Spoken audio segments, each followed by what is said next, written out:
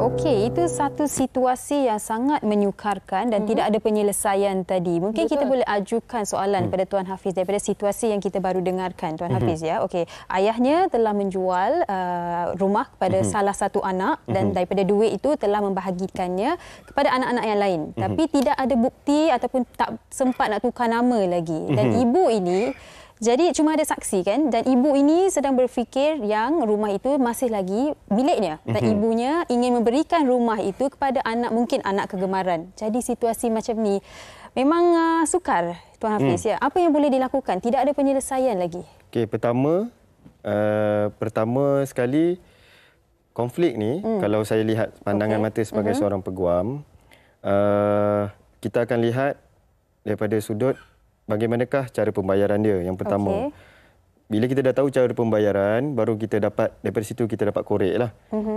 Apa bukti ataupun menunjukkan transfer ke cash ke. Jarang orang nak beli rumah dengan harga cash. Kita bukan beli gula-gula dengan asam boy kan. Kita beli rumah, katalah 80,000, 100,000. Mesti ada sama ada cek, transfer. So kat situ ada satu bukti penjualan. Okay. Tapi dalam kes ni, walaupun namanya belum lagi ditukar. Walaupun nama belum tukar. Baik. Tapi telah ada berlaku bukti penjualan dan juga pembelian. Transaction ada transaction telah berlaku. Proses nak tukar nama sempat tak sempat ni bukan kisah puan ni saja. Kalau kita lihat bukan kampung sangat, pinggiran bandar pun contoh. Saya orang Keluang Johor. Di Keluang tempat saya ni, kita ada banyak tanah dan kawasan yang mana zaman dulu dia ambil satu kawasan tanah, dia buka secara bersama, tanah tu tanah lot besar. Nama berkongsi secara dia bersama beramai-ramai tau, zaman atuk-atuk kita. Dan dia orang ni berlaku jual beli, tukar-tukar tanah yang dah ada nama dia orang ni. Antara tu dan tidak tukar nama sampai sekarang. Tanah tu memang tidak boleh dijual lah. Sebab dia memerlukan persetujuan semua sekali. Faham. Dia bukan satu macam kita sekarang, satu rumah. Jadi benda ni konsep dia yang sama. Cuma kita ambil dalam family. Pertama, isu dia apa? Isu dalam kes ni adalah puan tersebut, dia beli, dia tidak ada lagi tukar nama. Jadi itu isu yang paling pertama. Pergi kepada bagaimana boleh membuktikan bahawa terjadinya atau tidak pembelian tersebut. Okey, itu yang pertama yang membantu. Kedua, dalam fakta tadi juga telah dimaklumkan arwah ayahnya bagi duit kepada adik-adik. Mestilah pada ketika dia memberi duit kepada adik-adik tersebut, adik-adik dia yang lain tidak termasuk mungkin adik yang nak diserahkan oleh ibunya, favorite son ke favorite daughter ke. Yang mana kat situ kita nampak ada saksi, ada witness. Dan dia boleh menjadi saksi dalam kes ni bahawa telah berlaku penjualan dan pembelian dan diorang ni tahu bahawa rumah tu sebenarnya telah dijual, cuma belum tukar nama saja. Okey. Bidang kuasa, mahkamah mana nak pergi ni? Mahkamah syariah ke mahkamah sivil? Okey, pergi mahkamah sivil sebab dia jual dan juga pembelian, jual beli. Kemudian berkenaan dengan kat situ bila ada jual beli, sebab kalau kita nak pergi pada hibah ni pemberian secara sukarela. Pemberian tanpa timbal balas. Orang yang hidup, saya ada contoh, saya ada phone, Sugi ambillah phone saya. Sugi ambil, habislah, itu hibah. That's the thing, hadiah, gift. Tapi ini bukan hibah, bukan pemberian ataupun gift. Dia adalah penjual beli, transaksi jual beli. Kemudian kat sini yang jadi konflik, dia kena pergi ke mana, dia kena buktikan ada proses jual beli, transaksi, dan dia kena dapatkan witness dan sebagainya untuk membuktikan bahawa rumah tu telah pun dibeli oleh puan ni. Kemudian berkenaan dengan bila saya tertarik tadi bila dia kata, sebab kita sebagai peguam ni, bila klien jumpa kita akan dengar macam-macam lah. Tapi kat situ saya, kalau sebagai telinga kita sebagai seorang peguam, kita akan tangkap. Bila kata mak dia nak bagi kepada seorang anak yang lain, saya akan persoalkan, mak dia dah buat ke kes harta pencarian? Betul ke harta tu harta mutlak milik mak dia? Kalaulah kata tak ada pun pembahagian harta, tak ada tukar nama tadi, Sugi dan Yana, pertama, mak dia perlu buat apa? Apabila berlaku mana-mana kematian suami isteri ini dia boleh buat, bukan setakat pergi, orang ramai kata kita kan ada pusaka faraid, orang Melayu lah, Melayu kebanyakan Muslim ni, tak apalah, kita tak payah buatlah. Kita dah ada dalam Al-Quran telah ni. Dia lupa dalam Al-Quran pun ada kisah pasal hibah. Pun ada pasal wasiat. Ada juga pasal bagaimana nak manage harta kita sebelum anak-anak kita ataupun waris-waris kita ni bergaduh. Sebab macam saya cakap tadi, kita bila kita dah meninggal dunia, macam Yana kata, dah terlambat. Bukan dah terlambat, tak boleh dah. Mana ada dalam komik je boleh tiba-tiba kita bangun. Kan? Ini tak boleh, masuk mimpi ke semua tak boleh pakai. Jadi apa yang kita buat sekarang adalah pembuktian. Betulkah harta tersebut harta mutlak sepenuhnya milik ibu dia? Tidak, jawapan saya. Sebab tadi dah terus terang dah cakap. Harta milik ayah. Ada apa? Harta milik ayah ada faraid. Bila masuk faraid, anak tadi, puan tadi boleh mencelah. Mencelah masuk permohonan interlokutori untuk menyatakan bahawa harta itu bukan harta ayah dia. Ini dengan syariah. Dan mungkin isu ni juga apabila melibatkan anak lelaki, kemudian anak perempuan dan sebagainya. Macam kita tengok tadi, responden tu adalah anak perempuan. Jadi mungkin di situ juga akan lahirnya konflik-konflik yang lain. Dan bila Tuan Hafiz cakap macam tu tadi kan, isunya apa, undang-undangnya apa, jalan penyelesaiannya apa, teringat saya waktu dalam kuliah undang-undang dulu. Macam dengar lecture pula. Okey, baik. Untuk Ustaz pula, mungkin Ustaz Ilyas boleh kongsikan juga. Saya. Isu ni sering kali berlaku dalam masyarakat kita. Mungkin Ustaz boleh kongsikan juga antara saluran-salurannya. Apa yang boleh kita lakukan selagi hayat masih dikandung badan untuk ibu bapa khususnya yang mempunyai anak untuk mengelakkan konflik berlaku dalam kalangan anak-anak mereka ni di kemudian hari. Ya. Saya sendiri akui kadang bukanlah banyak pengalaman sangat, tapi setakat yang ada ini kita pernah bertemu dengan golongan yang dalam kalangan anak-anak tu dia wujud favoritism ya, dengan izin dia ada kecenderungan ibu tu mungkin yang sulung, mungkin yang bongsu, yang tengah kan, tapi yang berbakti, yang banyak berbuat baik, banyak bagi duit bulan-bulan mungkin barangkali yang nombor 2, yang si angah atau yang si alang, yang lain. Jadi timbul perasaan tak puas hati di sana. Jadi saya fikir begini, mungkin kita yang Tuhan masih lagi bagi nafas kehidupan ni, seeloknya kita berlaku adil dengan anak-anak kita sebaiknya. Layan mereka sebaiknya. Semua anak menantu semua layan baik-baiklah seadilnya. Satu. Yang keduanya adalah tolonglah. Saya fikir benda ini sepatutnya kita semua dah ada persiapan dah kan. Kita dah buat persiapan sebelum kita meninggal dunia ini, maknanya sama ada hibah ke wasiat ke apa, buat siap-siap supaya kita tak nak di kemudian hari nanti bergaduh, kita tak nak benda ni. Sebab apa? Orang kata apa, duduk dalam kubur pun tak tenteram lah ibu ayah tu. Anak-anak bergaduh atas muka bumi ni. Jadi kita nak benda tu diselesaikan. Jadi bertindak sekarang. Kita buat sekarang. Sebab sekarang ni kita semua dah bertulis. Kita recorded semua kan. Kalau orang dulu sungguh dia cakap mulut saja. Dia nak bagi itu, dia nak bagi tanah tu.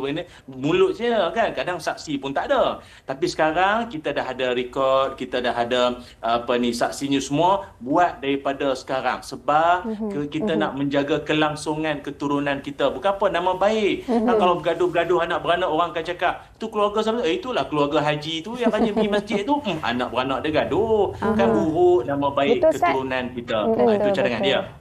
Dan Ustaz, biasanya kan kalau seorang ibu dan bapa itu ataupun mungkin ayah dah meninggal, tinggal ibu sahaja dan sebagainya, kalau ada dalam kalangan anak yang memberi cadangan untuk membawa ibu ini tadi berjumpa dengan peguam dan sebagainya untuk menyelesaikan masalah ini sekarang, bukan di kemudian hari. Jangan rasa macam anak ini nak mengambil kesempatan ataupun cuba nak mengapi-apikan. Diharapkan ibu bapa juga bersifat terbuka dari sudut pandangan itu. Betul. Demi kelangsungan perhubungan yang baik. Sebab kalau nak kira mulut, perasaan, hati orang memang mungkin adik-beradik lain akan cakap kau nak sikit lah tu, kau nak persen lah tu. Kita buat ni sebagai langkah untuk nak jaga hubungan kita semua. Budak-budak sekarang kata apa? Til jannah. Sampai syurga kita nak jaga ni. Tanda-tanda anak yang baik, kita usaha ke arah itu. Mungkin orang tua kita masih tak nampak lagi, tak terfikir lagi kan. Kita anak-anak ni yang mungkin yang ikuti rancangan kita ni. Bertindak segera. Untuk buat. Itu yang sebabnya. Antara cara yang boleh pujuk juga kan, cakap macam ni dekat mak dengan ayah kita. Saya bawa berjumpa dengan peguam. Intipati tu hanya ibu ataupun bapa dengan peguam itu sahaja yang tahu. Saya tak nak ambil tahu. Sebab apa-apa sahaja itu adalah keputusan ibu sendiri ataupun ayah sendiri. Dengan apa awak katakan. Ini untuk kebaikan semua orang kan. Dan Tuan Hafiz, kita ada pelbagai soalan situasi yang diajukan. Ini antara situasinya. Ada 6 adik-beradik. Ibu dah wasiatkan tanah kepada anak nombor 6. Tapi anak nombor 1 dah buat rumah kat tanah tersebut dan tak nak sign persetujuan, apa tindakan anak nombor 1? Sebab susah nak berbincang, sebab selalunya bergaduh saja. Dan sebab ibunya memberi tanah tu kepada anak nombor 6, sebab anak nombor 1 berniat nak jual tanah. So sekarang ni ada konflik. Anak nombor 6, anak nombor 1 dan ibu itu sendiri. Anak nombor 2 sampai 5 tu macam mana? Okey, jadi ini antara soalan-soalan yang famous dan realiti yang berlaku lah. Pertamanya, penonton di rumah bila disoal oleh Sugi tadi, kalau saya ditanya dia bukan wasiat tau. Sebab wasiat ni tidak boleh diberi kepada ahli waris. Kena ingat. Ramai sangat penonton di luar rumah. Okay, jadi puan-puan, sidang pendengar wanita hari ini, saya mohon untuk semua faham. Wasiat tidak boleh kepada ahli waris. Kita sebagai orang Melayu ni cakap wasiat. Wasiat ni sepatutnya dalam agama adalah perkara bukan ahli waris. Habis macam mana tuan? Ataupun macam mana ustaz? Macam mana bro? Macam-macam nama. Kadang-kadang ditanya kan. Sebenarnya yang kita panggil wasiat itu umpama macam pesanan amanah. Okey. Tapi dalam konteks soalan Sugi tadi, bila Sugi kata berkenaan apabila rumah ni ketika masih hidup, mak dah bagi wasiatkan kepada anak nombor 6. Anak bongsu dia. Okey. Apabila disoalkan perkara tersebut, pandangan saya sebagai seorang peguam, saya akan nampak wasiat ke hibah.